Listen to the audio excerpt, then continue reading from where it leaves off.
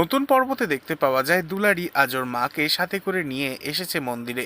দুলারির মা ঠাকুরের কাছে হাত জোর করে প্রার্থনা করে বলে, ঠাকুর, আমার দুলারি যেন কোনোদিনও জানতে না পারে সে কার রক্ত।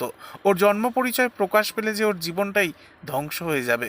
অথচ ওর মায়ের পাশেই দাঁড়িয়ে দুলারি এক মনে ঈশ্বরের কাছে প্রার্থনা করে আর বলে, হে ঈশ্বর, আমার বাবাকে আমার কাছে তুমি ফিরিয়ে দাও।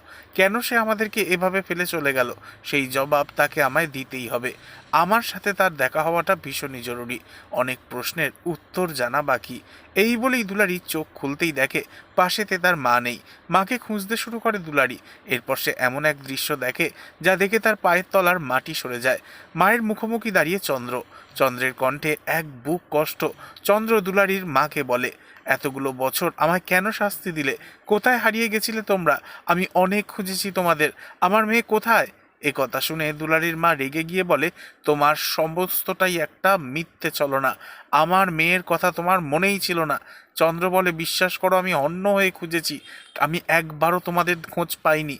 একবার বলো আমার মেয়ে কোথায়? তখন দুলালির মা রাগ দেখিয়ে বলে, তোমার মেয়ে এই শহরেই রয়েছে, তোমায় খুঁজে বেড়াচ্ছে। ক্ষমতা থাকলে চিনে নাও তাকে। কথা শুনে চমকে ওঠে চন্দ্র, আর সবটা আড়াল থেকে দেখে ফেলে দুলারি। তার চোখের সামনের আজ সমস্ত ধোঁয়াশা একেবারে পরিষ্কার।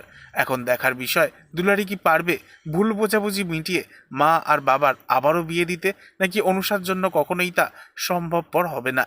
নেক্সট আপডেট জানতে এক্ষুনি সাবস্ক্রাইব করে আমাদের সাথেই থাকুন। ধন্যবাদ।